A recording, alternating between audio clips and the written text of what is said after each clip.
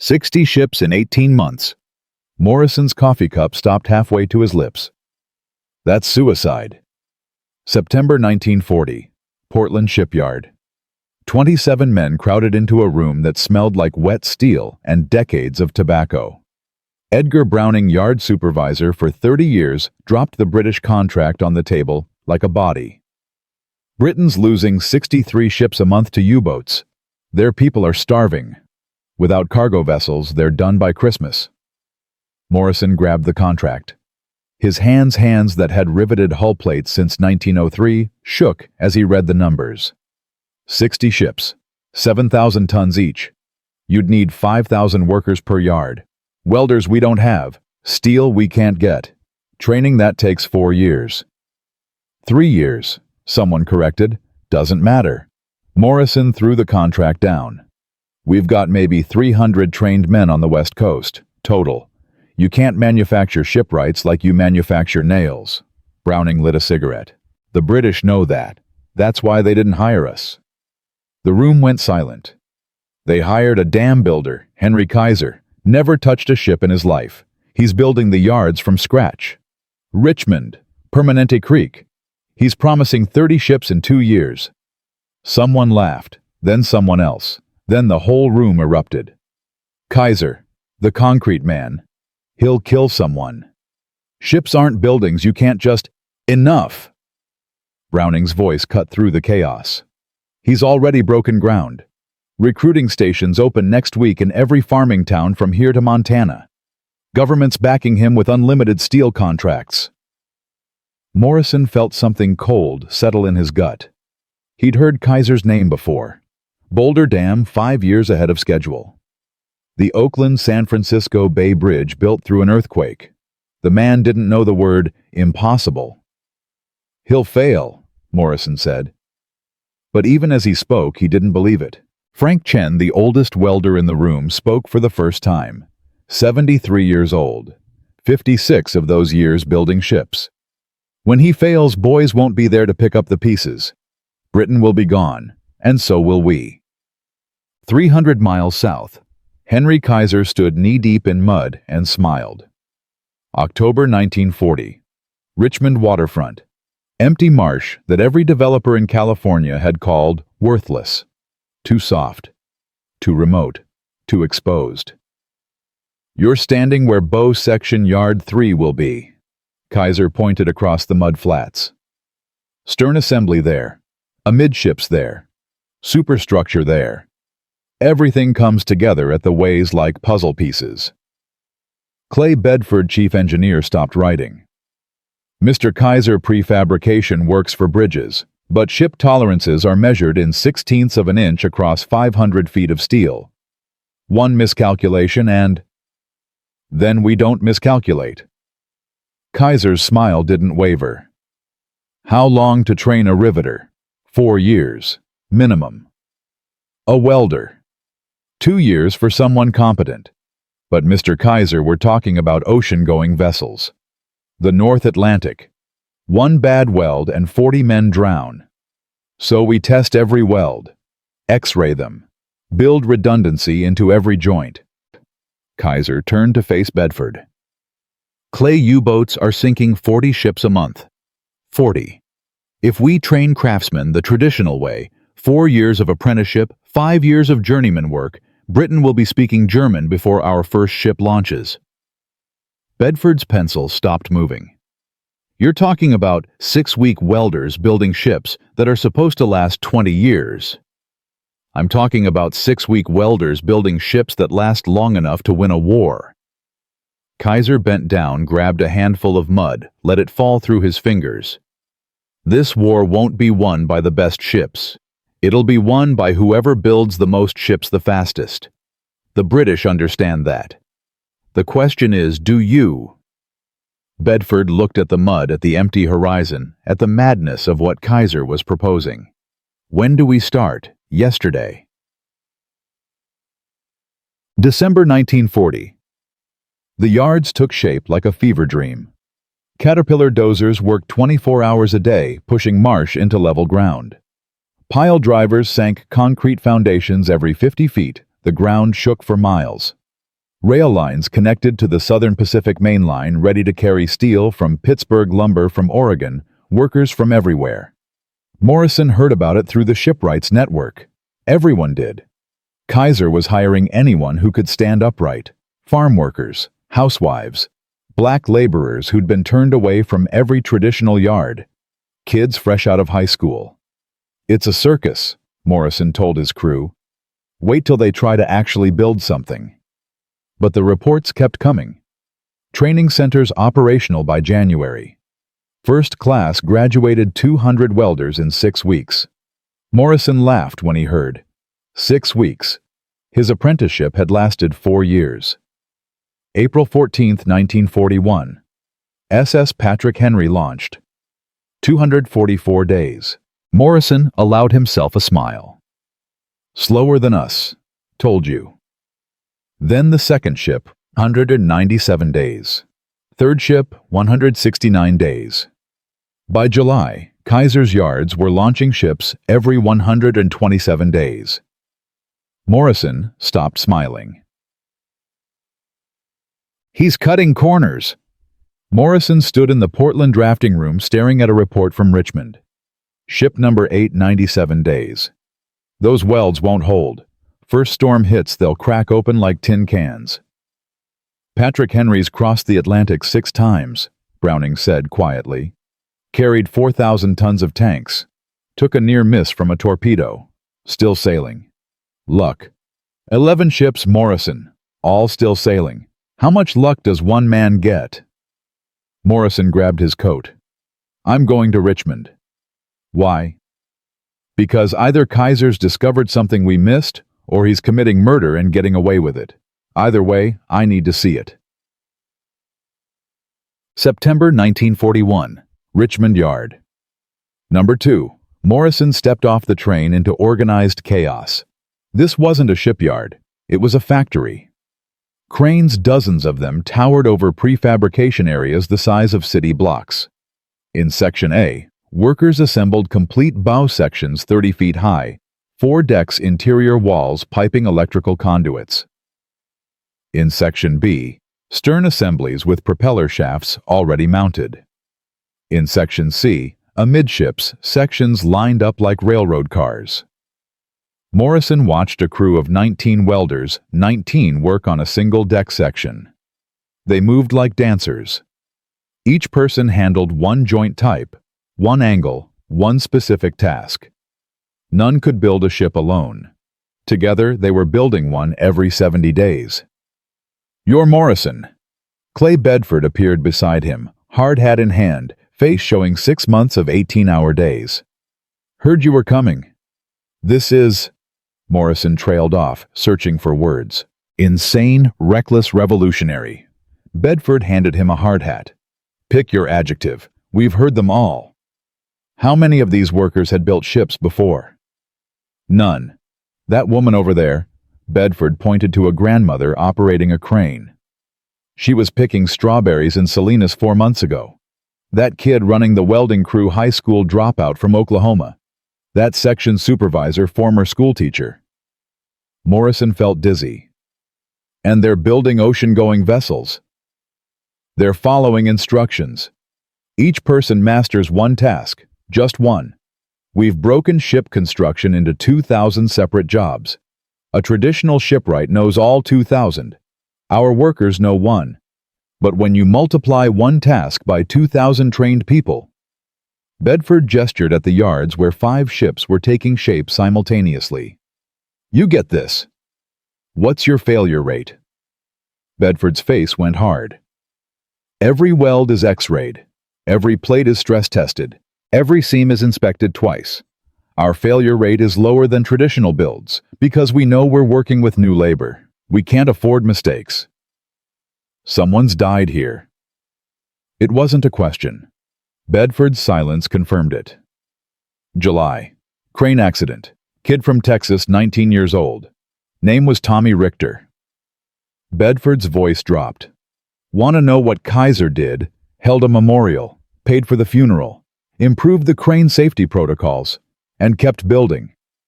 Because Tommy's death meant something only if we finished what we started." Morrison looked across the yards. Thousands of workers, housewives, farmers, grandmothers, kids, building the impossible. How fast are you now? Last ship 62 days. Jesus Christ. We're aiming for 2 weeks. Morrison laughed. Then he saw Bedford's face. You're serious. November. Kaiser's ordered a full demonstration. Press politicians, Navy brass. We're going to build a complete Liberty ship, first steel to launch in under 10 days. That's not construction, that's assembly. Isn't that what construction is? Bedford smiled. Morrison, your generation learned to build ships one way. My father's generation learned it the same way. For 3,000 years we've been building ships using techniques that would be recognizable to Viking shipwrights. Kaiser looked at 3,000 years of tradition and asked one question: why? Because tradition works. Tradition is slow. Slow loses wars. Bedford pulled out a telegram. This came in yesterday. British merchant losses last month, 83 ships. If we build ships the traditional way, carefully, properly, with fully trained craftsmen, we deliver beautiful vessels to a country that no longer exists. Morrison stared at the telegram. 83 ships. 83 crews. Gone. Can I apply for work? Bedford looked surprised. Then he smiled. Thought you'd never ask, November 8, 1942, Richmond Yard No. 1. The demonstration. Morrison stood among 1,000 workers watching Way 1 like it was the execution. Senators from Washington, journalists from New York, naval officers in dress whites, and Kaiser stocky calm, wearing a business suit like he was opening a grocery store. This is theater, George Patterson muttered beside him.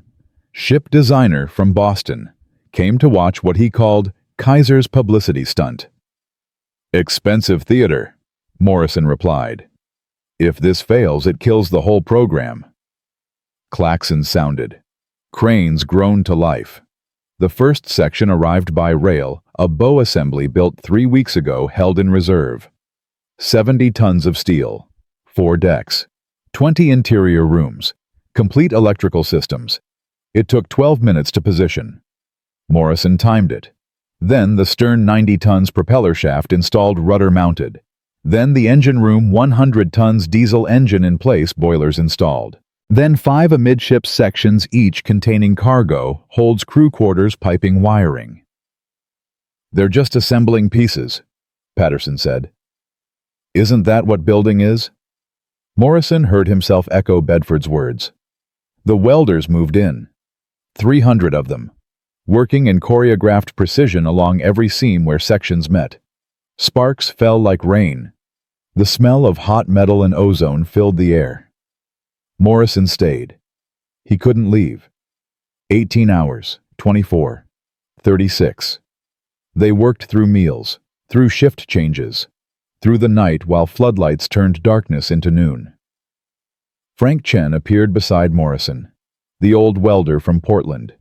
He'd been standing there for 11 hours straight. I taught boys to rivet for 50 years, Chen said quietly. Told them it took 4 years to learn because that's how long it took me. But I was wrong. It didn't take 4 years to learn riveting. It took 4 years to learn everything else, the pride, the traditions, the rituals, the actual skill. He pointed at a teenage girl laying perfect beads on a pressure joint. 6 weeks. Kaiser figured that out. We never did. November 12th, 1:44 p.m. 4 days.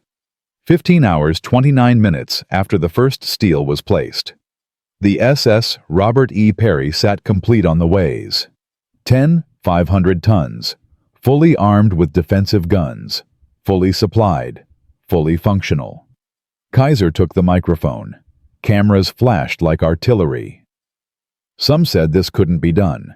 They said ships require time, tradition, expertise earned over lifetimes. He paused. They were wrong. What we've proven here today is that American industry, when it stops asking permission and starts solving problems, has no limits. Vice Admiral Emery Land stepped forward. chief of the Maritime Commission, a man who'd publicly called Kaiser a dangerous amateur. 6 months ago, I said this was impossible. Land's voice shook. I said Mr. Kaiser was playing with forces he didn't understand. I was wrong. Henry Kaiser hasn't just built a ship. He's made the entire shipbuilding industry obsolete. The ship slid into the bay. The crowd erupted. But Morrison wasn't watching the ship. He was watching a grandmother welder still in her protective gear, tears running down her face. Watching a black teenager who'd been rejected from 8 traditional yards before Kaiser hired him, standing taller than he'd ever stood. Watching housewives and farmers and school teachers who'd been told their whole lives they weren't skilled enough, staring at the impossible thing they'd built. Kaiser appeared beside Morrison, seemed to recognize him. "You're the Portland man, Morrison." "I start Monday." Kaiser smiled. "You'll need to forget most of what you know." "I've been trying to forget it for 3 months. Turns out I don't know as much as I thought." "None of us do. That's the secret." Kaiser looked at the ship at the yards, at the future being welded into existence. The world keeps telling us what's impossible, and the world keeps being wrong. The SS Robert E. Perry gave 3 long blasts of its horn, testing its steam whistle. The sound rolled across the bay, across 20 more ships, taking shape across training centers where the impossible was becoming ordinary. Morrison watched it all and understood the revolution wasn't in the welding or the cranes or the prefabrication. It was in the belief that ordinary people given the right system and the right training could do extraordinary things. The old world had ended. The new one was being built at a speed that made tradition irrelevant, and there was no going back. By spring 1943, Kaiser's yards would be launching 3 Liberty ships a day. But that same spring in the Atlantic, the U-boats were developing new tactics. And in Germany, engineers were designing something that would challenge everything Kaiser had built. Morrison's first shift at Richmond Yard started at 4 a.m. on a Monday that felt like stepping into a different country. The night supervisor, a woman named Dorothy Chen, no relation to Frank, handed him a clipboard without looking up. "Section K7, hull plating. You'll shadow Rita's crew until you stop making mistakes." "I've been plating hulls since before I was born. I know. Rita," Dorothy shouted across the yard. "Got you a veteran. Teach him our way." Rita emerged from behind a steel partition. 40-something, calloused hands. Wedding ring on a chain around her neck. Instead of her finger, couldn't wear it near the welding torch. She looked Morrison up and down like he was a rivet she might reject. "You know the traditional 7-step hull plating sequence?" she asked. "Of course." "Forget it. We use 3 steps. Faster, just as strong. You argue with me even once I send you back to Dorothy, and you start over with the teenagers. Clear." Morrison swallowed his pride. It tasted like copper. "Clear." "Good. Grab that torch. We're 6 hours behind on Section K7, and the stern assembly crew is breathing down my neck." The work was brutal. Not because of the labor. Morrison had been doing heavy work for 40 years, but because everything he knew was wrong. Plate positioning he'd learned from his father wrong. Welding sequences passed down through 3 generations inefficient. The careful pride he'd taken in making each joint perfect too slow. "Move, move, move!" Rita shouted over the sound of pneumatic hammers. "We don't need perfect. We need good enough, fast enough, and tested enough. Your grandchildren can admire craftsmanship. Right now we need ships." By hour 6, Morrison's arms shook. By hour 10, he couldn't feel his hands. By hour 12, when the shift ended, he could barely walk to the train. A kid sat beside him. Couldn't be more than 17, covered in steel dust and burn marks. "First day?" the kid asked. "That obvious? You're sitting like someone who just learned everything they knew was obsolete." "I'm Danny, cargo hold specialist." "Specialist? You're 17. 18 next month. Been here since March. Built parts of 43 ships so far." Danny pulled a thermos from his bag. "Coffee." Morrison took it. His hands shook so badly he almost dropped the cup. "How do you do this every day?" "I remember why." Danny pulled out a photograph. A man in navy whites. "My brother, USS Yorktown, died at Midway because his carrier didn't have enough support ships. Ran out of fuel 60 miles from resupply. Kaiser's ships. They could have saved him. So I build them as fast as I can for all the brothers who are still out there." Morrison handed back the thermos. "I'm sorry." "Don't be sorry. Build faster." That became Morrison's rhythm. 4 a.m. to 4 p.m. 12 hours of welding, lifting, positioning, checking. Every motion choreographed. Every second measured. No wasted movement. No unnecessary pride. By week 3, he'd stopped thinking about the old ways. By week 6, he was training new workers. By week 10, Dorothy promoted him to section supervisor.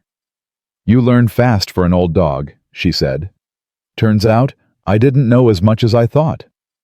None of us do. That's why we're winning. March 1943. Richmond Yard Number 4. The production board showed numbers that would have been impossible 2 years ago. Ships launched this month, 42.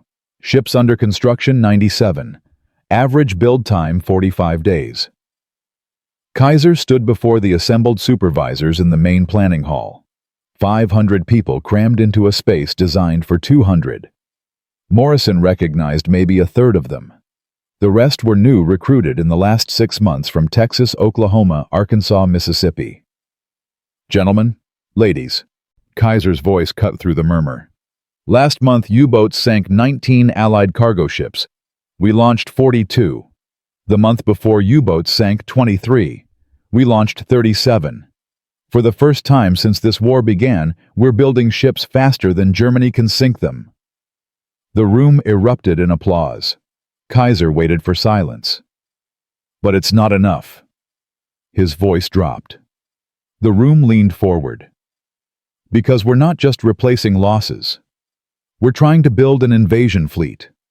Operation Overlord, the liberation of Europe, requires 10,000 ships.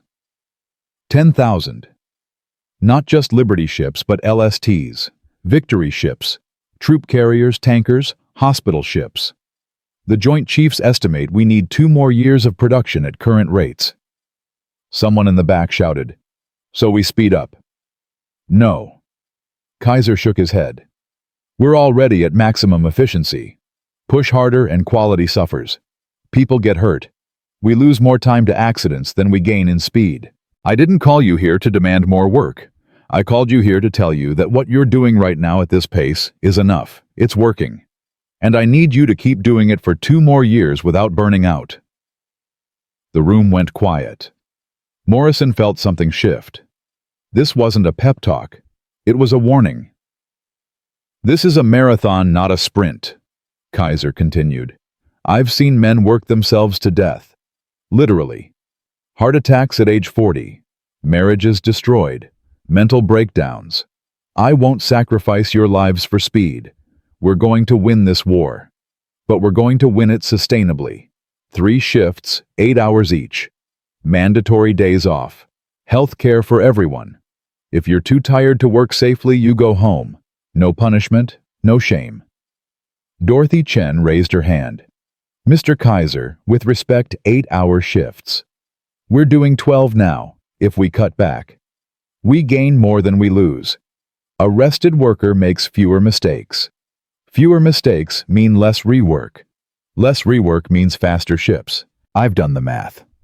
Trust me." Morrison thought about his first day. 12 hours of agony. The shaking hands. The exhaustion. What about the workers who want to keep doing 12? Kaiser smiled grimly. Then they work 8 hours here and 4 hours somewhere else. I'm not stopping anyone from working. I'm stopping anyone from destroying themselves in my yards. The room murmured. Morrison saw the calculation in people's eyes. 8 hours meant less pay. But it also meant seeing your family. Sleeping. Living. One more thing. Kaiser pulled out a sheet of paper. Starting next month, every worker in these yards gets health care. Full coverage. You, your spouse, your kids. Doctor visits, hospital stays, surgery, all covered. No cost to you. The room exploded. People shouting questions, demanding details, trying to understand if they'd heard correctly. It's called prepaid health care, Kaiser said over the noise. You pay nothing. I pay everything, because a healthy worker is a productive worker. And because it's the right goddamn thing to do. Morrison felt tears burning his eyes. He'd lost 2 teeth last year because he couldn't afford a dentist. His wife had needed surgery for 3 years, but they'd been saving, hoping, waiting. Why? Someone shouted. Because we're not building ships, Kaiser said quietly. We're building a new America. One where working people don't die from preventable illness. Where families don't go bankrupt from medical bills. Where dignity isn't a luxury. If we can build ships this fast, we can build a healthcare system this good. And we're going to prove it. After the meeting, Morrison found Rita crying in section K7. You okay? She held up a letter. My daughter. Pneumonia. Been sick for 2 weeks. I've been trying to figure out how to pay for the doctor without missing rent. She laughed through tears. Now I don't have to choose. Morrison put a hand on her shoulder. None of us do. This is insane. Employers don't do this. They squeeze you dry and replace you when you break. Kaiser's not most employers. No. Rita folded the letter carefully. He's not. And that's why we can't let him down. April 1943. Richmond exploded from a town of 23,000 to a city of 105,000. People came from everywhere. Oklahoma farmers displaced by dust storms. Mississippi sharecroppers fleeing Jim Crow. Women whose husbands were overseas. Teenagers lying about their age. Retirees coming out of retirement. The housing couldn't keep pace. Kaiser built an entire city in 6 months, Vanport, Oregon. 40,000 people. Schools, stores, theaters, churches. The largest wartime housing project in American history. Built the same way he built ships, fast, modular, and good enough. Morrison moved his family there in May. A 2-bedroom apartment with indoor plumbing and electricity. His wife cried when she saw it. It's not permanent, Morrison said. After the war, we'll figure it out. She turned on the electric stove, watching the coils glow red with wonder. Right now we have this. That's more than we've had in 10 years. Their neighbor was a black family from Alabama. The Washingtons. Father worked in the welding crew. Mother worked in the cafeteria. Teenage son ran messages between sections. Teenage daughter operated a crane. In Alabama, the Washingtons couldn't vote, couldn't eat in white restaurants, couldn't look white people in the eye. In Vanport, they lived next door. Their kids went to the same schools as Morrison's grandkids. They worked the same jobs, earned the same pay, used the same health care. This is temporary, John Washington said one evening, sharing a beer on the narrow balcony between their apartments. After the war, this all goes away. Maybe, Morrison said, but maybe not. Maybe enough people see it working that they don't want to go back. You really believe that? Morrison thought about Rita and her daughter, about Danny and his dead brother, about Dorothy Chen running a crew of 200 with more authority than any woman would normally be allowed. I believe we're building something bigger than ships. I don't know if it'll last, but I know we have to try. July 1943. The yards ran like clockwork. 3 shifts. 8 hours each. Ships launched every 12 hours. The production board showed numbers that made visiting naval officers go pale. But the cost showed in other ways. Tommy Richter's memorial plaque hung in yard number 2. A reminder. They'd added 3 more names since. Crane accidents. A welding fire. A steel plate that slipped its chains and crushed a man against a bulkhead. Morrison attended every funeral. Stood with Dorothy and Kaiser and the dead workers' crew. Watched families receive folded flags and death benefits that Kaiser paid out of his own pocket. We're supposed to be building ships, not filling graves, Morrison said after the third funeral. We're doing both, Kaiser replied. And that's the terrible mathematics of war. Every day we delay costs more lives at sea than we lose here. Every ship we don't build means soldiers who don't get reinforcements, civilians who don't get food, wounded, who don't get medicine. So, we build as fast as we safely can. We mourn the ones we lose, and we keep building. How do you live with it? I don't sleep much. Kaiser looked older suddenly, 59 going on 80. But I'll sleep worse if we lose this war, because I wasn't willing to push hard enough. September 1943. A telegram arrived at Morrison's apartment. His grandson, the one who'd enlisted 2 years ago, was shipping out to the Pacific. Needed supplies, needed support, needed the ships Morrison was building. That night, Morrison worked an extra shift. Voluntarily. 8 hours wasn't enough when your own blood was on the line. Rita found him at midnight still welding. Go home. Can't, not yet. Morrison, you're exhausted. You're going to hurt yourself. My grandson ships out next week. If this hull section delays his supply ship by even 1 day, then someone else will finish it. Rita physically pulled the torch from his hands. You think you're the only one with skin in this game? My brother's in North Africa. Danny's got 2 cousins in Italy. Dorothy's husband is flying bombers over Germany. We all have people out there, and they need us alive and functional more than they need us martyred and burned out. Morrison's hands shook. I just need to do something. You are doing something, every day, building ships faster than anyone thought possible. But you can't do it if you kill yourself. She handed him his coat. Go home, sleep. Come back tomorrow and build better because you're rested. He went home, slept 4 hours, came back and worked the best shift of his life. October 1943. The statistics told a story that Churchill would later call the invisible victory. January 1942. U-boats sank 62 Allied ships. America launched 11. October 1943. U-boats sank 27 Allied ships. America launched 106. The Battle of the Atlantic wasn't won by destroyers or aircraft carriers or brilliant admirals. It was won by housewives who learned to weld, by farmers who learned to rivet, by grandmothers operating cranes and teenagers reading blueprints, and black workers finally given a chance to prove they were just as capable as anyone else. Kaiser's yards became a preview of the world that could be. Not perfect, far from it. Racism didn't disappear because people worked together. Women still earned less than men for the same work. The housing was temporary, the jobs would end with the war, and the social progress would face massive backlash in the years to come. But for a brief moment, America glimpsed what it could become. A place where capability mattered more than background. Where healthcare was a right, not a luxury. Where ordinary people given the right tools and training could achieve the extraordinary. Morrison stood in the yards on Christmas Eve 1943, watching 3 ships launch simultaneously. Around him, workers ate turkey dinners, provided by Kaiser.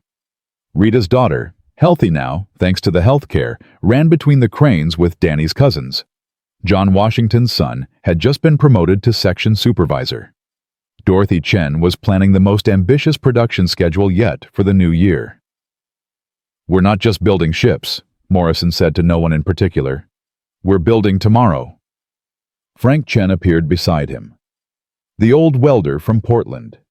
82 years old now. Still working 3 shifts a week because he refused to retire. In China we have a saying, when the winds of change blow, some build walls and others build windmills. Kaiser builds windmills, and the rest of us are learning to fly. Morrison watched the ships slide into the bay one after another, each one carrying hope across the ocean. Think this lasts after the war. Does it matter? Frank smiled. We've proven it's possible. That's enough. The next generation will decide if they want to build on what we've started or tear it down and go back to the old ways. What do you think they'll choose? Frank was quiet for a long moment. Then he said, "I think they'll forget. For a while. Get comfortable. Let the old systems creep back in. But someday when things get bad enough, someone will remember what we did here. They'll remember that ordinary people built the impossible when it mattered. And they'll try again." The ships gave 3 long blasts, their steam whistles echoing across the water. Workers cheered. Families waved. And in the distance beyond the bay, beyond the ocean, soldiers and sailors and civilians waited for the cargo that would keep them alive. Morrison thought about his grandson somewhere in the Pacific, about Rita's brother in Africa, about Dorothy's husband over Germany, about all the people whose lives depended on what they built here. "Then we'd better build enough hope to last them until they remember," he said. And they did. Ship after ship, day after day, for 2 more years until the war ended and the yards went quiet, and the workers scattered back to the farms and towns they'd come from. But they left something behind. Not just ships, though they'd built enough to change the course of history. They left a blueprint, a proof of concept, a memory of what America could be when it stopped asking permission and started solving problems. The question wasn't whether they could build the impossible. They'd already done that. The question was whether anyone would remember long enough to try again. January 1944. The telegram arrived at Richmond Yard at 6:47 a.m., right as Morrison's shift started. Dorothy Chen found him in Section K7 clipboard in hand, checking weld quality on hull 447. Her face told him everything before she spoke. "Morrison, I'm sorry." His hands stopped moving. The clipboard clattered to the deck. "Which one?" "Your grandson. Pacific Theater. His transport was hit by a torpedo 3 days ago. They got most of the crew off, but—" She handed him the telegram. Official language. Regret to inform. Missing and presumed lost at sea. Morrison read it twice. 3 times. The words didn't change. What ship was carrying his supplies? His voice sounded distant, like it belonged to someone else. "Morrison, you should go home." "What ship?" Dorothy checked her manifest board. "SS Benjamin Harrison, Liberty ship out of our yard 2, launched December 18th. "So, we built his supply ship in time. He got his cargo." "Yes." "But his transport, the one carrying him that wasn't ours?" "No, built in 41, Philadelphia yard, traditional construction." Morrison picked up his clipboard. His hands shook, but he kept working. "Then we need to build faster, so the next kid gets a better transport." "Morrison?" "I'm fine. I'll grieve later. Right now I need to work." Rita found him at noon still welding. 12 hours straight. No break. "Dorothy told me." Morrison didn't stop. Couldn't stop. If he stopped, he'd have to think. If he thought, he'd have to feel. "Hull 447 needs to launch by Thursday." Morrison put down the torch. "Can't. The Pacific Fleet needs—" Rita physically grabbed his arm. The torch sputtered out. "Listen to me. Your grandson died on a ship that took 9 months to build. Every ship you've built here gets to its destination 4 times faster. You've saved more lives than you'll ever know. But you can't save them all. And you'll honor your grandson's memory better by staying alive than by welding yourself to death." Morrison's legs gave out. He sat hard on the deck, the torch falling from his hands. He was 19, lied about his age to enlist, wanted to see the world. He never even made it to his first posting. Rita sat beside him. "My brother died at Anzio last month, Danny's cousin at Guadalcanal, John Washington's nephew at Tarawa. We're all building ships for people we've already lost. That's the horror of war. You're always too late for someone." "Then what's the point?" "The point is that tomorrow someone else's grandson gets supplies that arrive on time because of what we built today. That's all we can do. Build for the next one. And the next one. Until there are no more next ones." They sat in silence. Around them the yard continued its rhythm. Cranes moving. Welders sparking. Steel taking shape. The machinery of hope grinding forward even as individual hearts broke. Take the rest of the day, Rita said finally. That's not a suggestion. Morrison went home. His wife was sitting at the kitchen table holding the same telegram. They didn't speak. There were no words. They just sat together until the sun went down. February 1944. The yards hit a new milestone, ship number 1000. But the celebration was muted. Too many workers had received telegrams like Morrison's. Kaiser called a meeting of all section supervisors. 300 people in the main hall. The energy was different from a year ago. Exhausted, haunted. The marathon was taking its toll. I know you're tired, Kaiser said without preamble. I know you've lost people. I know this feels endless. And I'm not going to lie to you, we have at least another year, maybe two. The invasion of Europe hasn't even started yet. When it does, we'll need even more ships, more tankers, more LSTs, more everything. The room was silent. No one had energy left for questions. But I want you to understand what you've accomplished. The U-boat fleet, the thing that was supposed to starve Britain into submission, has been broken. Not by our Navy, not by our Air Force, by you. By the ships you built faster than Germany could sink them. Admiral Dönitz wrote in his diary last month, and yes, we intercepted it, that his U-boat crews are terrified because there are always more ships, always. They sink one and three more appear. That's you. That's what you did. Morrison felt something stir. Not pride exactly, something grimmer. Satisfaction that the enemy feared what they'd built. The invasion of Europe will require 10,000 ships, Kaiser continued. Landing craft, troop transports, supply vessels, tankers, hospital ships. It's the largest amphibious operation in human history, and it only works if we keep building. So I'm not asking you to speed up. I'm asking you to keep going. Same pace, same quality, for one more year. Dorothy Chen raised her hand. What happens after when the war ends? Kaiser's face went hard. I don't know. The government will cancel our contracts. Most of you will lose your jobs. Vanport will be dismantled. The housing was always temporary. You'll go back to your farms and your towns and your lives before this. And everything we built here, the integration, the healthcare, the proof that ordinary people can do extraordinary things, that'll all be forgotten as fast as the government can forget it. The room stirred. Angry murmurs. Bitter laughs. But Kaiser raised his voice. That's a problem for tomorrow. Today, we have a war to win. And we're going to win it with the same thing we've used from the beginning. Ordinary people refusing to accept what experts call impossible. March 1944. The invasion planning intensified. New ship designs flooded the yards. LSTs, landing ship tanks, massive vessels designed to beach themselves, drop ramps and disgorge tanks directly onto hostile shores. Victory ships, faster cargo vessels to replace the slow Liberty ships.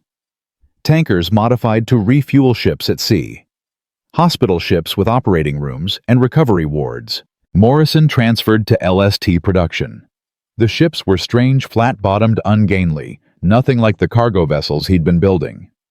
But they were critical. Without LSTs, the invasion couldn't happen.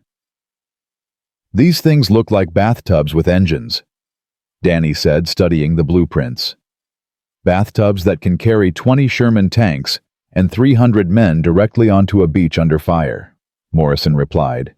Beauty isn't the point. They built them fast. 70-day schedule compressed to 45, then 30. By April, Richmond Yard was launching one LST every 11 days. But the cost kept mounting.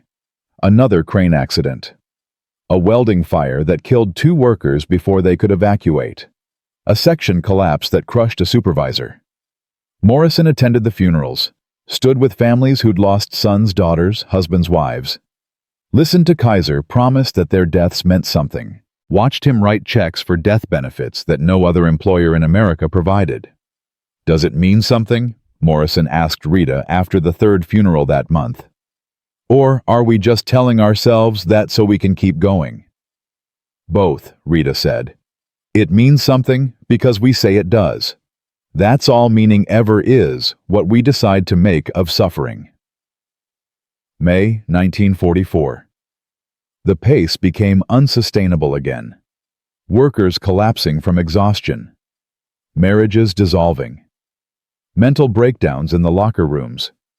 The 8-hour shifts had crept back to 10, then 12, then 14, as the invasion deadline approached. Kaiser called another meeting. This time, he looked like he hadn't slept in weeks. We're pushing too hard again, I can see it. Accidents are up, quality is slipping, people are breaking. He paused. Starting Monday, we're implementing mandatory rotation. 2 weeks on 1 week off. Full pay during the off week. No exceptions. The room erupted. We can't afford. The invasion needs. We're so close. Enough. Kaiser's voice cracked like a gunshot. You want to know what General Eisenhower told me last week? He said he'd rather have ships that arrive in August built by workers who are alive and sane than ships that arrive in June built by workers who've killed themselves. The invasion will happen when it happens. It won't happen faster by destroying the people building the tools to make it possible. Dorothy Chen stood. Mr. Kaiser, with respect rotation, means we need more workers to maintain the same output. Where do we find them? We don't maintain the same output. We accept a temporary slowdown. The government's projections already account for it. They know what we're doing. They approve. And if you're wrong, Morrison heard himself ask. If the invasion fails because we didn't have enough ships, Kaiser met his eyes. Then that's on me, not you. I make that call. I live with that consequence. But I will not sacrifice more lives to meet an arbitrary deadline when the military is telling me it's okay to take more time. The room fell silent. Morrison thought about his grandson, about all the telegrams, about the funerals, about the memorial plaques that kept multiplying. Okay, he said quietly. We trust you. June 6, 1944. D-Day. The invasion of Normandy. 10,000 ships, exactly as predicted. Over 5,000 of them built in Kaiser's yards. Morrison stood in the Richmond cafeteria with 300 other workers listening to the radio broadcast. Edward R. Murrow's voice crackling over the speakers describing the largest amphibious invasion in history. Landing craft are hitting the beaches now. These are the LSTs, the landing ship tanks built in American yards at a rate once thought impossible. They're disgorging tanks, trucks, artillery troops, all the material needed to liberate Europe. The beach is chaos. But the ships keep coming. Always more ships. Rita grabbed Morrison's hand, tears running down her face. We did this. Those ships, that's us. Around them, workers cried openly, cheered, hugged strangers. Because after 4 years of building in uncertainty, wondering if it mattered, they were hearing proof that it did. Danny stood on a chair. My cousin's in the 101st Airborne. He jumped last night, and now he's getting supplies from our ships. We kept him alive. The cafeteria erupted. Not celebration exactly, too many had lost too much for pure joy, but relief, validation. The knowledge that their work, their sacrifice, their broken bodies and shattered families had purchased something real. Kaiser appeared on the radio an hour later, speaking from Washington. To every worker in every shipyard across America today, the ships you built are storming the beaches of France. The tanks you delivered are pushing inland. The supplies you packed are keeping soldiers alive. History will remember the generals and the soldiers, but I will remember you. The housewives who learned to weld, the farmers who learned to rivet, the grandmothers, the teenagers, the displaced workers, the people who were told they couldn't do this and did it anyway. You won this war. Never forget that. Morrison listened and thought about his grandson, about the telegram, about all the people who hadn't lived to see this day. We built it for them, he said to no one in particular. the ones who didn't make it. This is their invasion too. July 1944. Production began to slow. The rotation system worked. Workers came back rested. Quality improved, accidents decreased. But the pace was gentler, the urgency less acute. The war in Europe was turning. Victory wasn't certain yet, but it was visible on the horizon. Morrison found himself training younger workers more often, teaching them not just how to weld, but why it mattered. Telling them about the old ways, not to glorify tradition, but to show them how much had changed. Before Kaiser, building a ship took 230 days minimum. He told a group of new welders. That was the standard. Accepted wisdom. Couldn't be done faster because it had never been done faster. Then this man who'd never built a ship said, "Watch me," and did it in 70 days. Then 45. Then 4 days for that publicity stunt. He didn't have better steel. He didn't have magic tools. He just refused to accept what everyone said was impossible. "So, we can do anything?" a young woman asked. "No," Morrison said. "We can do anything that's actually possible, but that people have convinced themselves isn't. That's different. You can't violate physics, but you can violate tradition. And tradition is usually just fear wearing a fancy hat." August 1944. Paris, liberated. The newsreels showed French citizens weeping as American tanks rolled through streets lined with bullet holes. Those tanks had crossed the Atlantic on Liberty ships, had been offloaded from LSTs, had been fueled by tankers all built in Kaiser's yards. Morrison watched the newsreels in the cafeteria and felt something he hadn't felt since before his grandson died. Not happiness, not peace, but purpose. The grinding, unglamorous purpose of knowing that his work mattered. September 1944. The first workers began receiving termination notices. The wind down had started. War production was being scaled back in preparation for eventual victory. By Christmas, Kaiser estimated half the workforce would be gone. "Where will you go?" Morrison asked Rita as they reviewed the termination schedule. "Back to Portland, I guess. Try to find work. Probably end up in a laundry or a kitchen. Nobody's going to hire a woman welder for real shipbuilding after this." She laughed bitterly. 4 years of building ships faster than anyone in history. "But I'm still just a woman, so back to women's work." "That's not right." "No. But it's reality. This was always temporary. We knew that." Morrison thought about Vanport, about the integrated neighborhoods, about Dorothy Chen running crews of 200 men, about John Washington earning the same wage as white supervisors. All of it's temporary, isn't it? The integration, the equality, the health care. Soon as the war ends, we go back to the way things were. Probably, Rita said. But maybe enough people saw it work that they won't want to go back. Maybe we planted seeds. Maybe in 20 years, 30 years, someone remembers and tries again. That's a long time to wait. All progress is, you don't change the world in one generation. You just build the foundation and hope the next generation builds on it instead of tearing it down. October 1944. Morrison received his own termination notice. Effective January 1945. After 4 years of building the impossible, he'd be unemployed. Again, at age 57, he stood in Section K7, the place where he'd learned to forget everything he knew and build something new. The cranes stood silent for maintenance, the welding torches cold. Soon it would all be dismantled, sold for scrap, turned into parking lots and warehouses. Frank Chen appeared beside him, the old welder, 83 now, still working 2 shifts a week out of sheer stubbornness. "Thinking about the old days?" Frank asked. "Thinking about the future. What comes after this?" "Same thing that always comes after war.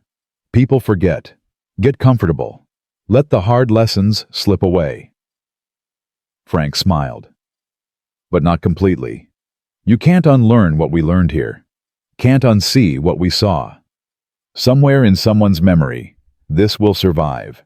And when the world needs it again, when things get bad enough that people stop clinging to tradition and start solving problems, Someone will remember that a dam builder once built ships faster than the experts said was possible, and they'll try something just as crazy. You really believe that? I'm 83, worked in shipyards for 67 years, built ships the same way my father did and his father before him.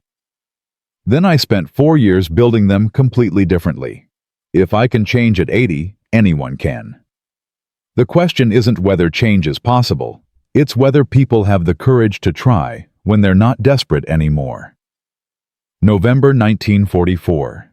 The yard held its last record-breaking launch. Ship number 1, 490. SS Robert E. Peary, Jr., named after the vessel that started it all. Built in 27 days. Not the fastest ever, but fast enough. Always fast enough. Morrison stood on the dock with Dorothy, Rita, Danny, John Washington, Frank Chen, and hundreds of other workers who'd built something impossible together. 4 years ago, Dorothy said, "I was teaching high school math.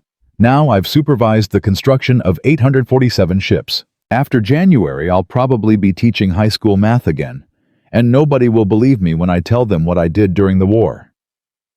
"I'll believe you," Morrison said. "We'll all believe you. That's enough." The SS Robert E. Peary, Jr. slid into the bay. Its whistle gave 3 long blasts. The sound rolled across the water across the yards where the cranes were already starting to come down across Vanport, where families were packing to return to lives they'd left behind 4 years ago. And in that sound, Morrison heard everything they'd built and everything they were about to lose. The ships would sail on, some for decades, carrying cargo, carrying hope, carrying proof that the impossible had been accomplished. But the workers would scatter, the integrated neighborhoods would dissolve, the healthcare system would be dismantled, women would return to kitchens, black workers would return to segregation, the disabled would lose the jobs that proved they could work, the elderly would retire again. And Kaiser's revolutionary idea that ordinary people given the right tools and training and dignity could accomplish extraordinary things that would fade into history.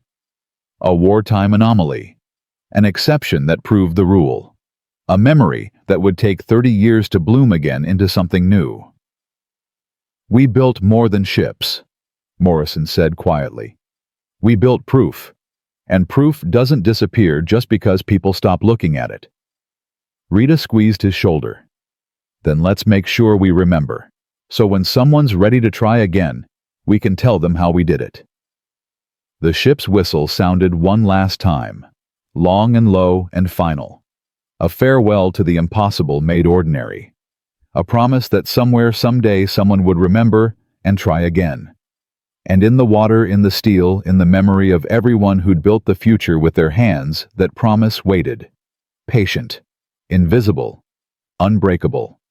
December 1944. Morrison's last shift ended at 4 p.m. on a Friday. No ceremony, no speeches, just Dorothy handing him a final paycheck and a handshake that lasted too long. "What will you do?" she asked. "Go back to Portland, see if the old yard is still standing, probably end up working in a hardware store." He folded the check without looking at it. "You, teaching. Like I said, maybe I'll tell my students about this someday. Maybe they'll believe me." "They won't." "No, probably not." Morrison walked through the yards one last time. The cranes stood motionless.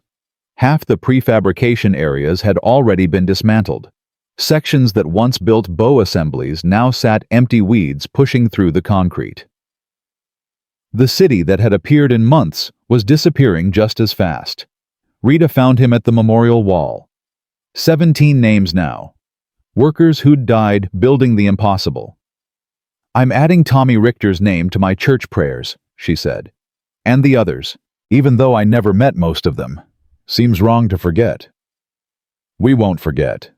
Morrison touched the brass plaque bearing his grandson's name, not a yard worker, but Morrison had paid to have it added anyway. A reminder of why they'd built so fast. "But our kids will. Their kids definitely will. By the time my great-grandchildren are born, this'll just be a story about the war. They won't understand what it felt like to build ships faster than physics should allow. Maybe that's okay. Maybe each generation needs to discover for themselves what they're capable of. Maybe. Morrison turned away from the wall. But it'd be nice if they didn't have to wait for a war to try. January 1945. Vanport began its dismantling. The government gave residents 30 days' notice. After that, the housing would be demolished and the land returned to its pre-war state. 40,000 people needed to find somewhere else to live. Morrison and his wife packed their apartment on a Tuesday. 2 suitcases and a cardboard box. Everything else they'd accumulated during 4 years was gone, sold, given away, or left behind, because there was no room for it in whatever came next. John Washington knocked on their door at noon. He held a piece of paper, hands shaking. "They won't rent to us. In Portland. Called 6 places. Soon as they hear my voice on the phone, suddenly the apartment's already taken." He laughed without humor. 4 years building ships side by side, but now the war's ending and we're supposed to go back to knowing our place.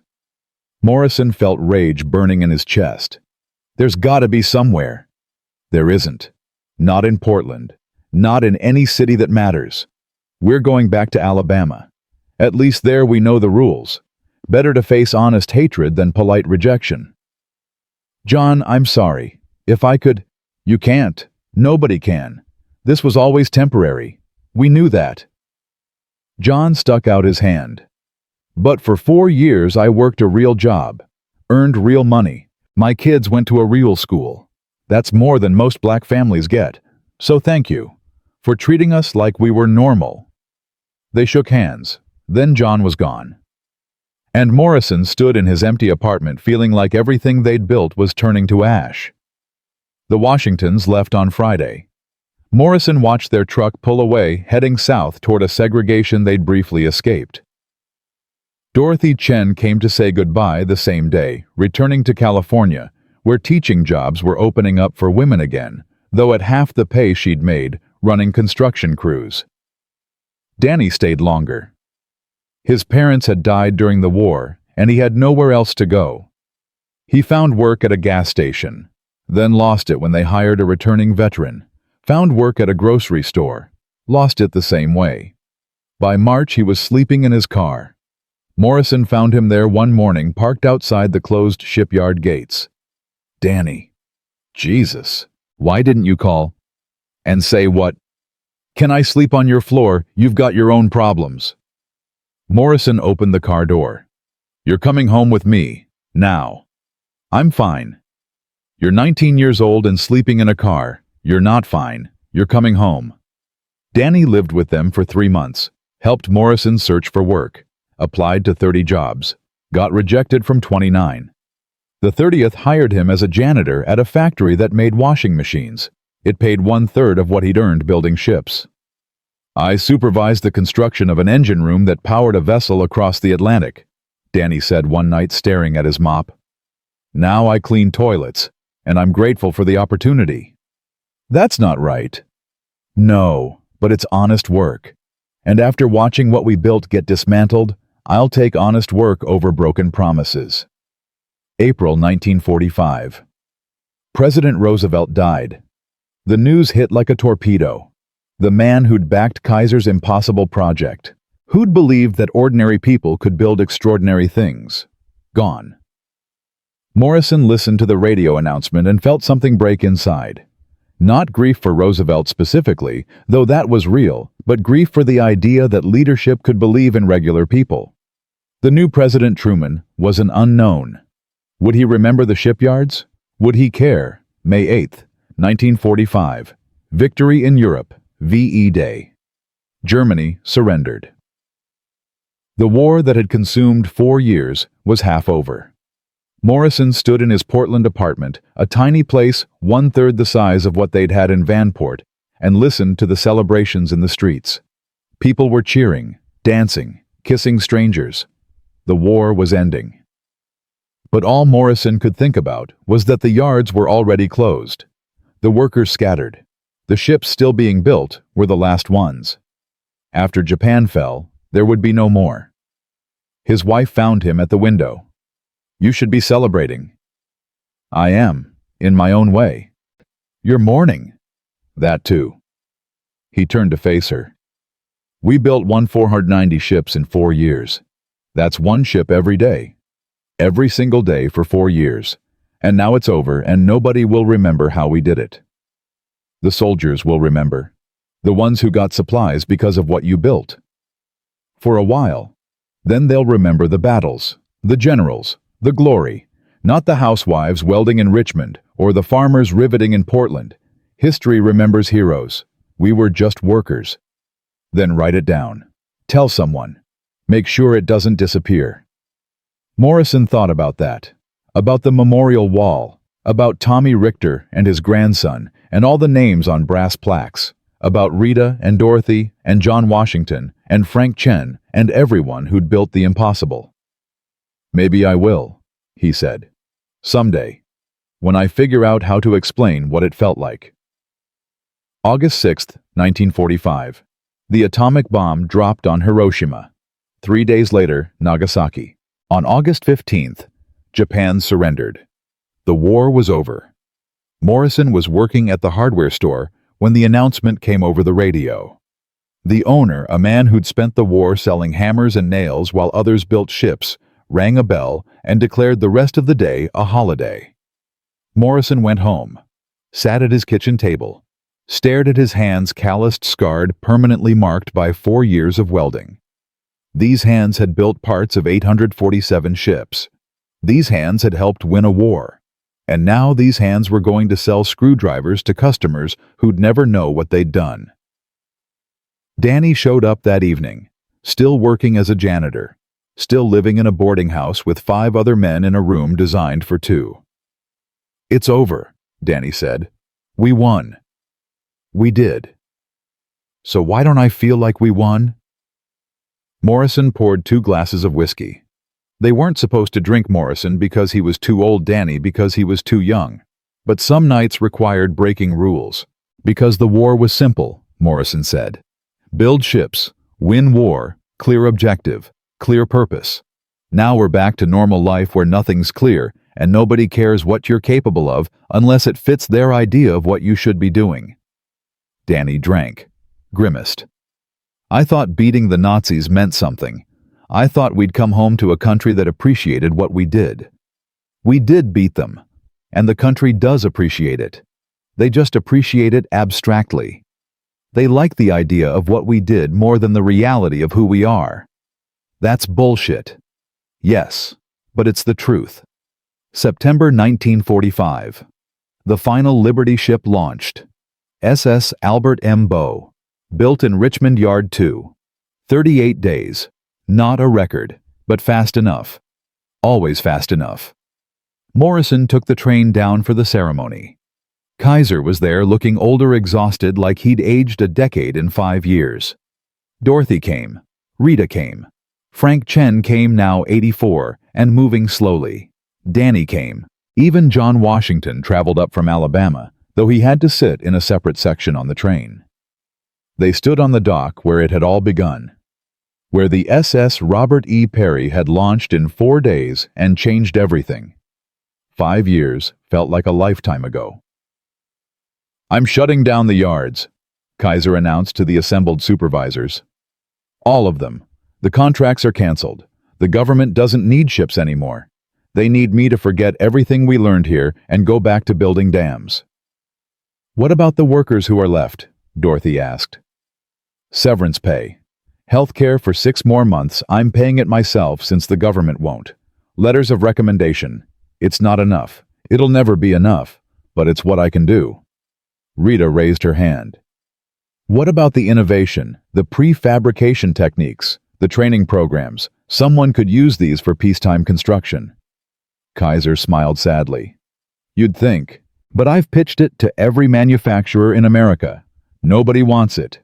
They say it's fine for wartime emergency, but real construction needs real craftsmen. They've already forgotten what we proved here." "So we proved nothing." Morrison heard the bitterness in his own voice. "We proved everything. We just proved it to people who don't want to change. That's not our failure. That's theirs." Kaiser looked across the yards. "But someone will remember. Maybe not for 10 years, maybe not for 50. But eventually someone will face an impossible problem and remember that a dam builder once built ships faster than experts said was possible. And they'll try something just as crazy. That's how progress works. 2 steps forward, 1 step back, wait 20 years, try again." The SS Albert M. Bow slid into the water. The last ship. The end of an era. The workers applauded not with the energy of earlier launches, but with the exhausted satisfaction of people who'd finished something that mattered. After the ceremony, Morrison found Frank Chen sitting alone near the memorial wall. "You okay?" Morrison asked. "I'm 84. I'm never okay. But I'm alive, which is more than I expected." Frank touched one of the brass plaques. "We lost 17 workers building these ships. The Navy lost over 400,000. Those are good odds. But it doesn't make these 17 losses hurt less. No, it doesn't. I won't live to see it, but someday, someone will ask how we did this. How we built so much so fast with so few experienced workers. And whoever remembers needs to tell the truth. We did it because we had to. Because the alternative was losing people we loved. Because fear is a stronger motivator than tradition. And because one man was crazy enough to believe that the impossible was just the untried." Frank stood slowly, joints creaking. "I'm retiring for real now. Going to spend whatever time I have left telling my grandchildren about this. They won't believe me. But I'll tell them anyway. Someone needs to remember." Morrison watched the old welder walk away. 84 years old. 67 years of building ships. And he'd learned more in the last 4 years than in all the decades before. October 1945. Vanport stood empty. 40,000 people gone. The building scheduled for demolition in the spring. The city that had risen in 6 months would disappear in 3. Morrison walked through the abandoned streets one last time. The apartment where he'd lived with his wife. The school where neighborhood kids had studied together, regardless of color. The clinic where Rita's daughter had been treated. The cafeteria where they'd listened to D-Day broadcasts together. All empty now, waiting to be erased. He found graffiti on one wall, written in chalk by someone who knew it would be washed away. "We built the impossible here." Morrison stood there for a long time staring at those words. Then he pulled out a pen and added below it, August 1941, September 1945, lest we forget. But they would forget. He knew they would. The buildings would come down. The workers would scatter. The stories would fade. And in 20 years, maybe 30, someone would stand on this empty ground and never know that a city had existed here. Never know that 40,000 people had lived together in a way America said was impossible. Never know that housewives had built ships, and black workers had earned equal pay, and women had run construction crews. The graffiti would wash away with the first rain. His addition would fade just as fast. But somewhere in someone's memory, it would survive. It had to. Because if they forgot this, if they forgot that ordinary people had accomplished the extraordinary when it mattered, then what hope was there for the future? November 1945. Morrison turned 58. His wife baked him a cake with rationed sugar she'd been saving. Danny came over, still working as a janitor, still living in the boarding house, still applying for better jobs that never materialized. "Happy birthday, old man," Danny said. "Old man. I built ships faster than anyone in history, and now I'm an old man selling hammers." "Hey, I clean toilets. At least you're selling something useful." They laughed. It was either laugh or scream. Morrison's wife brought out the cake. One candle they couldn't afford, 58. "Make a wish." Morrison closed his eyes. He wished that someone would remember. That someday when the world needed it again, someone would recall that a group of ordinary people had built the impossible. That they'd proven tradition was just fear. That they'd shown what America could be when it stopped worrying about who was allowed to do what and started solving problems. He blew out the candle. The smoke rose and disappeared. Just like Vanport. Just like the shipyards. Just like everything they'd built except the ships themselves. But the ships remained. 1,490. Liberty ships. Scattered across every ocean. Carrying cargo, carrying hope, carrying proof that the impossible had been accomplished. Some would sail for decades. Some would sink. Some would be scrapped. But they existed. Physical evidence that couldn't be denied. The ships remember, Morrison said quietly. Even if we forget, the ships remember. Danny raised his glass. To the ships, and to the people who built them faster than God intended. They drank. The cake was dry. Wartime recipes never quite worked, but they ate it anyway. Because they'd survived. They'd built something that mattered. And even though the world was trying its hardest to return to the way things were before they'd seen what was possible, and you can't unsee that, no matter how hard you try. Freedom had come, victory, peace, survival. But it had come too late for Morrison's grandson, for Tommy Richter, for the 17 workers on the memorial wall, for John Washington's equality, for Dorothy's authority, for Rita's career, for Danny's future. The war was won. The ships had saved millions. But the vision, the impossible, beautiful vision of what America could be, that was already fading into memory, waiting for someone brave enough to remember and try again. Spring, 1946. The hardware store where Morrison worked closed on a Tuesday. No warning. The owner just locked the doors and posted a sign, "Returning veterans need these jobs more than we do." Morrison stood on the sidewalk holding his final paycheck, 2 weeks severance, and felt the last thread connecting him to purpose snap. "Guess that's that," he said to no one. He walked home. His wife was listening to the radio. News about the Nuremberg trials. Nazi leaders being held accountable for crimes against humanity. The announcer's voice was grave, describing horrors that made Morrison's stomach turn. "They're talking about systems," his wife said. "How ordinary people participated in extraordinary evil because the system told them it was acceptable. How bureaucracy can normalize genocide." Morrison thought about the shipyards, about how they'd created a system that normalized the impossible instead. Systems can go either direction, I guess, toward evil or toward good. Depends on who's designing them and what they value. The prosecutor said something interesting. He said the defense keeps claiming they were just following orders.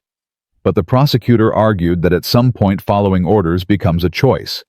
That complicity requires consent, even passive consent. Morrison sat down heavily.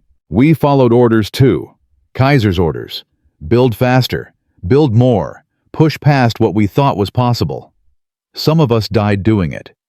But we consented because we believed in what we were building. That's the difference, I guess. Consent matters when you understand the purpose." His wife turned off the radio. "You need to write this down. What you learned in those yards, before you forget." "I won't forget."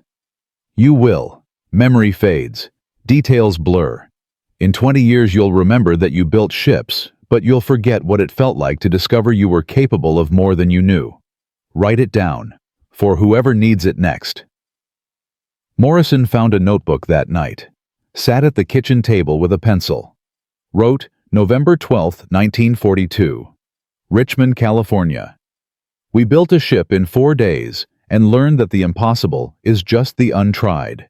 He wrote for 3 hours, filled 20 pages, stopped when his hand cramped and his eyes burned, read it back and felt inadequate. The words couldn't capture what it had felt like. The exhaustion, the purpose, the transformation from skeptic to believer. But they were something, a record, a memory, a message to whoever came next. June 1946. Danny showed up at Morrison's door at midnight, face bruised, knuckles bleeding. Jesus Christ, what happened? Got jumped outside the boarding house. 3 guys. Said a kid like me shouldn't be taking jobs from real veterans. Danny's laugh was hollow. I built ships for 4 years while they were fighting overseas. But apparently that doesn't count because I wasn't dodging bullets. Morrison pulled him inside. You need a doctor. I need a drink and a time machine. In that order. They sat at the kitchen table. Morrison poured whiskey. Danny drank it like medicine. I keep thinking about the yards, Danny said. About how for 4 years what mattered was whether you could do the job. Not your age, not your gender, not your skin color. Just could you weld? Could you rivet? Could you operate a crane? That was it. That was the only question that mattered. I know. And now we're back to all the other questions. Are you the right age, the right race, the right gender? Did you fight, or did you just build the tools that let others fight? And if you're on the wrong side of any of those questions, you're nobody. Again. Morrison refilled both glasses. Kaiser was wrong about one thing. He said someone would remember and try again, but he didn't say how long we'd have to wait. Could be 50 years. Could be 100. We might not live to see it. Then what was the point? The point is, we proved it's possible. That's all anyone can do. Prove that the thing everyone says is impossible actually works. Then you die and hope someone else picks it up. Danny pressed the glass against his bruised cheek. That's a depressing legacy. Most legacies are. The good ones anyway. The easy stuff doesn't need remembering. July 1946. Morrison found work at a construction company. Manual labor, carrying lumber, mixing concrete. The foreman was 20 years younger and knew nothing about shipbuilding. When Morrison mentioned he'd built Liberty ships, the foreman laughed. Sure you did, old man. And I won the war personally. Morrison stopped mentioning it, but others remembered. Rita sent letters from Portland she'd found work as a secretary, typing reports for men who earned 3 times her salary for half the work. Dorothy sent a postcard from San Francisco teaching high school algebra, trying to explain to teenagers why math mattered when none of them had seen equations build anything real.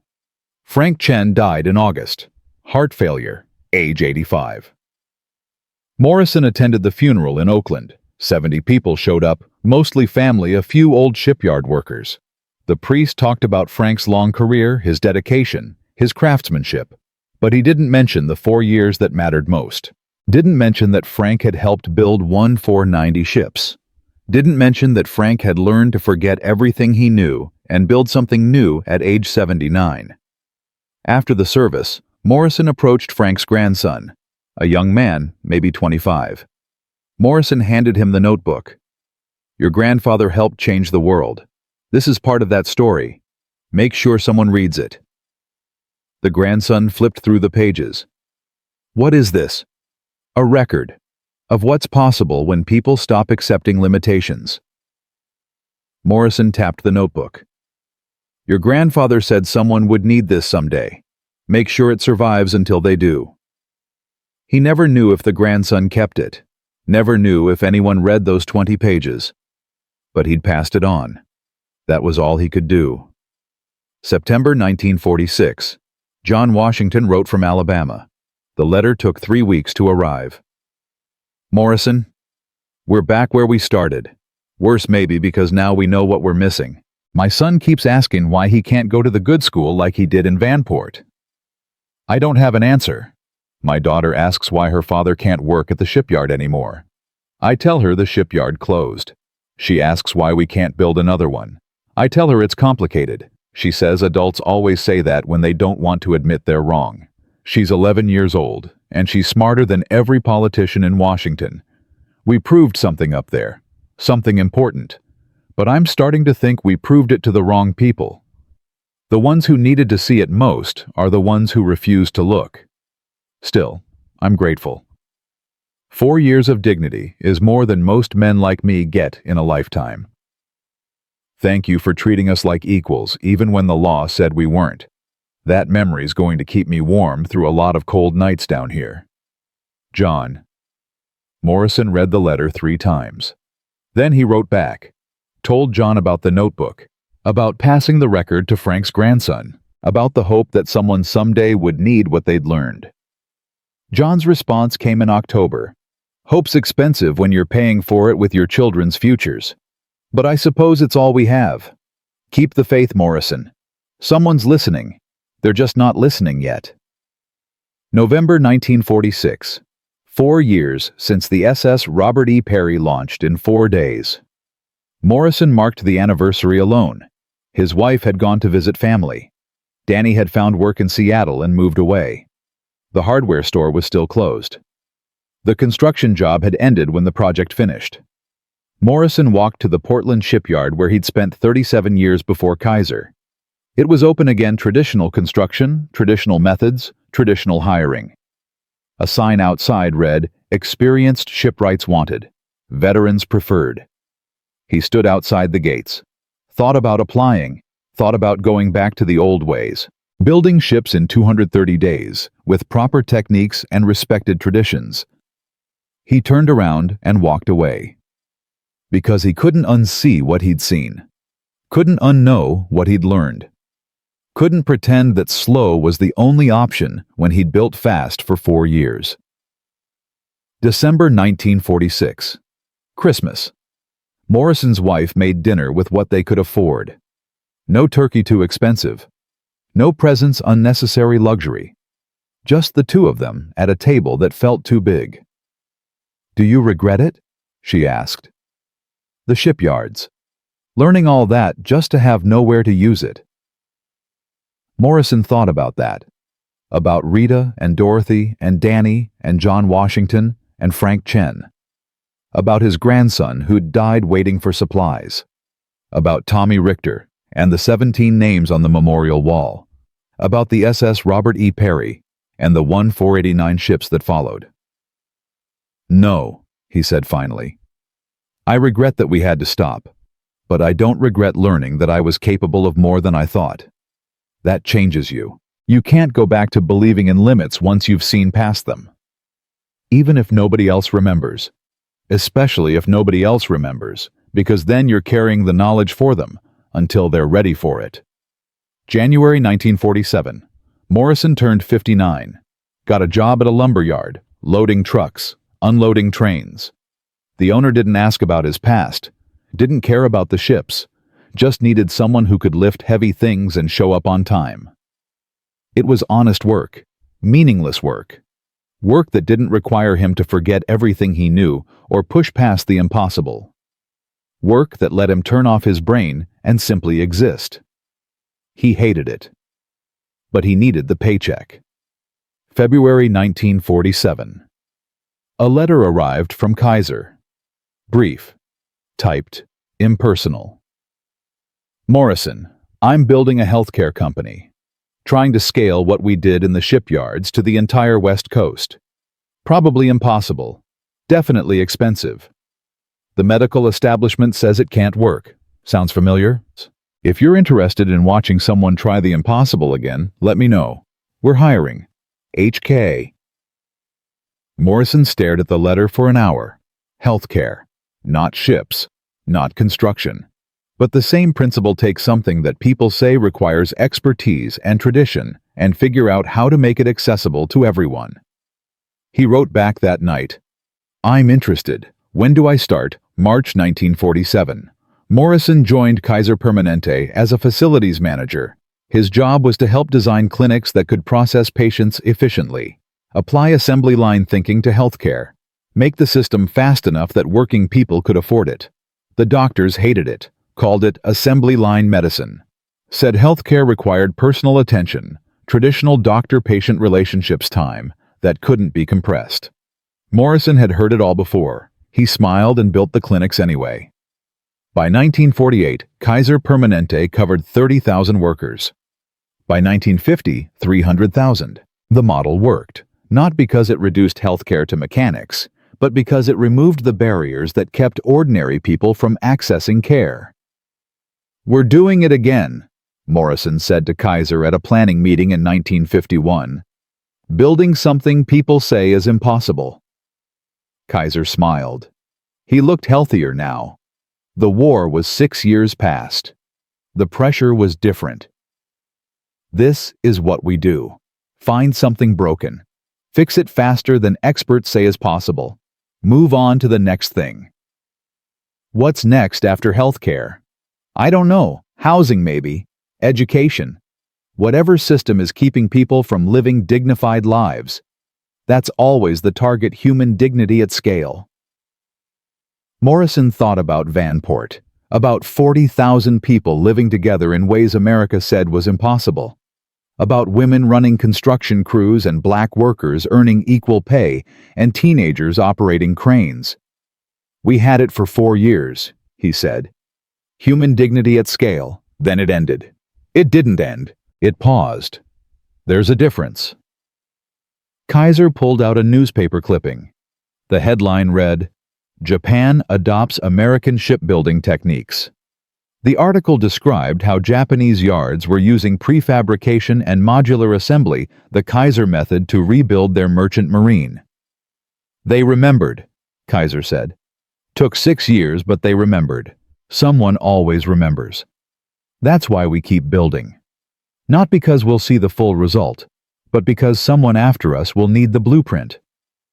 Morrison took the clipping, read it carefully, felt something unlock in his chest. They'd remembered. Halfway around the world, former enemies had looked at what America accomplished and decided to learn from it. So we won twice, Morrison said. Once in the war, once in the memory. We win every time someone remembers that the impossible is just the untried. That's the only victory that lasts. April 1953. Morrison turned 66, retired from Kaiser Permanente, spent his days writing, expanding that original 20-page notebook into something more complete. A full record of the shipyard years, the techniques, the people, the transformation from traditional craftsman to assembly line worker. He titled it, "The Ship That Shouldn't Exist: How Ordinary People Built the Impossible." He sent copies to Rita, to Dorothy, to John Washington, to Danny, now a successful engineer in Seattle, finally using the skills he'd learned in the yards. He sent a copy to Kaiser, who wrote back, "This is important. Someone will need this. Make sure it survives." Morrison donated the manuscript to 3 libraries: University of California, Library of Congress, Portland Public Library. Asked them to keep it in their collections. Told them it mattered. None of them believed him, but they filed it anyway. Another memoir in the archives. Another voice from the war. Important to the author, invisible to everyone else. But it existed. On shelves, in catalogs. Waiting. June 1960. Morrison was 73. His wife had died the year before. His hands shook too much to write anymore. His memory was starting to fade. Dates got confused. Names slipped away. Details blurred together. But he remembered the essential truth they'd built. Won 490 ships faster than anyone thought possible. They'd proven that ordinary people, given the right system and training, could accomplish the extraordinary. They'd created a preview of what America could be. Danny visited that summer. Now 42 years old. Married. 3 kids. Chief engineer at Boeing. Living proof that the teenagers who'd built ships were now building everything else. "You know what's funny?" Danny said, sitting on Morrison's porch. "My kids don't believe me when I tell them I built ships during the war. They think I'm exaggerating. A 17-year-old operating cargo hold machinery, impossible. But you have proof. I have memories. That's different. They think old men misremember things." Morrison smiled. "Old men do misremember things, but some memories are too important to forget. You built 43 ships in 4 years. That's not a mismemory. That's a record. A record nobody cares about.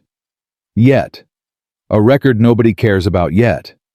Morrison pointed at Danny's briefcase. "You're building airplanes now, using what you learned in the shipyards. Someone learned from you. Someday your kids will build something using what they learned from you. That's how it works. The knowledge passes down. Invisible. Unacknowledged. but real.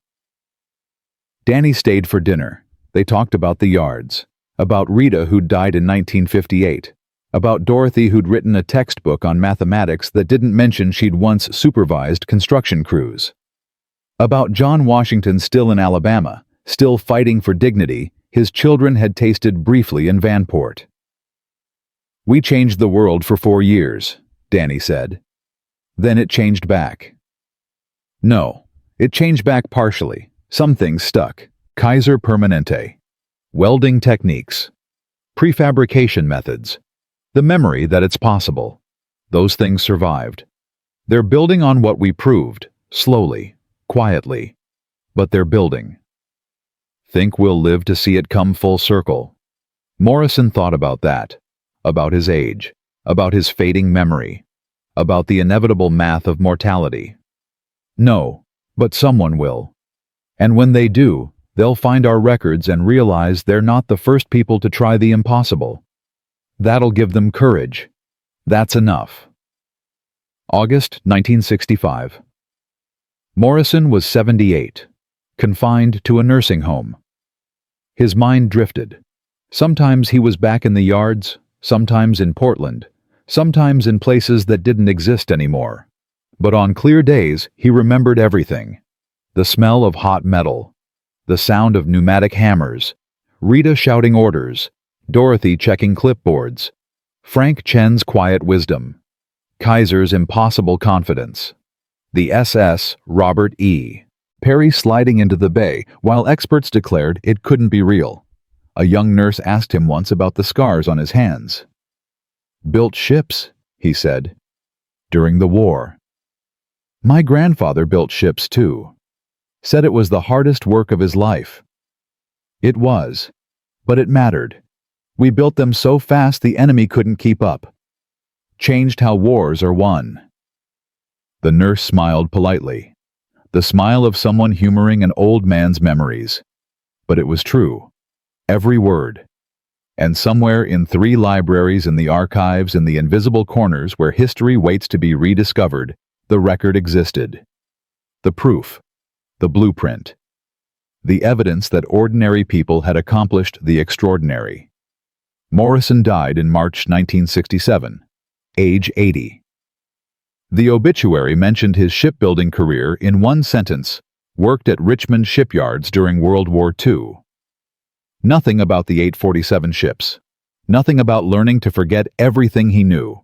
Nothing about the transformation from skeptic to believer. But at the funeral, 47 people showed up. Former shipyard workers, their children, their grandchildren, people who'd heard the stories and wanted to honor the man who'd lived them. Danny gave the eulogy, now 50 years old, gray hair, distinguished career, still carrying the memory of being 17 and building the impossible. "Morrison taught me that tradition is just fear wearing a fancy hat," Danny said. "That the impossible is just the untried. That ordinary people can do extraordinary things when the system supports them instead of limiting them." He lived that lesson, and he passed it on to everyone who'd listen. Most people didn't listen, but some did. And those people changed the world in small ways. And maybe someday someone will change it in big ways again. Because Morrison left a record, and records don't die. The manuscript survived, in 3 libraries, gathering dust, unread for decades, until 1978, when a graduate student researching industrial history found it in the UC Berkeley archives. Read it, wrote a paper, got published, sparked interest. By 1985, Morrison's story was appearing in textbooks. Not prominently a sidebar, a footnote, a brief mention, but present, acknowledged, part of the record. By 2000, Kaiser's shipbuilding methods were being taught in business schools, as case studies in rapid innovation, as examples of modular manufacturing, as proof that revolutionary change is possible when you question assumptions. Morrison didn't live to see any of it. Died believing his story would fade like everything else from that brief, beautiful moment when America glimpsed what it could become, but he'd written it down, passed it on, trusted that someone would remember, and someone did. Eventually, slowly, imperfectly. But they remembered the ships that shouldn't exist, the workers who weren't supposed to be capable. The 4 years when America built the impossible and proved that human dignity at scale wasn't just a dream, it was a choice. They'd built with urgency, with purpose, with the desperate knowledge that lives depended on their speed. And when the urgency faded, the system collapsed back into tradition and comfort and exclusion. But the memory survived, waiting in archives, in old notebooks, in stories passed from grandparents to grandchildren, in the knowledge that it had been done once and could be done again. They'd built those ships with hope, hope that the war would end, that loved ones would survive, that the sacrifice would mean something. And it had. The ships saved millions, changed the course of history, proved what America could accomplish when it stopped asking who was qualified and started asking who was willing. The yards were gone, the workers scattered. The moment passed, but the evidence remained, in steel, in records, in memory, waiting for whoever came next and needed to know that the impossible is just the untried. If you believe their names deserve to be remembered, Morrison, Rita, Dorothy, Danny, John Washington, Frank Chen, Tommy Richter, and the 490 ships they built faster than history said was possible, then share this story. Write a name in the comments. Keep the memory alive, because remembering is resistance. Remembering is hope. Remembering is the promise that when the world needs it again, someone will know it's possible because ordinary people proved it once before.